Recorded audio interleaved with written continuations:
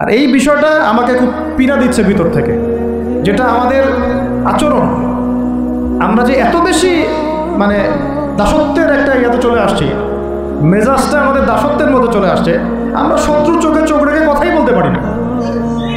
শত্রুর চোখে চোখ রেখে কথা না বললে তো সে আমাকে দাম দিবে না। কই, সে তো চায়নার সাথে এসব ডিল করতে পারে না, সে তো ইভেন পাকিস্তানের সাথেও তো পারে না।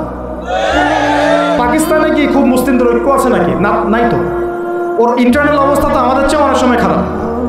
কয়েকটা পারমাণবিক বোম আছে, এই কারণে তার দিকে তাকাতে পারে না। স্বাধীনতার 50 বছরে কয়টা মিসাইল তৈরি করলেন? একটাও তো তৈরি করার ফিকির করলেন না। তাহলে বিগত 50 বছরের ইতিহাস যদি আমরা ঘাঁটি, তাহলে দেখব যে যত রকমের মানব রচিত তন্ত্রমন্ত্র আছে, এই তথাকথিত গণতন্ত্রই বলেন, আর এই জাতীয়তাবাদের কথাই বলেন, আর এই তথাকথিত ধর্মনিরপেক্ষতাবাদ, আর এই কমিউনিজম যা আছে সব ফেল করেছে। পশ্চিমা সব মতবাদ এখানে এমনভাবে ফেল করেছে যেটা ইতিহাসে বিরল। তাহলে একটা মাত্র পথ আপনাদের সামনে এখন খোলা আছে, যেই পথ দিয়ে এই সমস্ত সমস্যার সলিউশন আনা সম্ভব। সেই পথটাই হচ্ছে ওই যে লেখা আছে, সিরার আলোকে উম্মার সংকট নিরসন করা।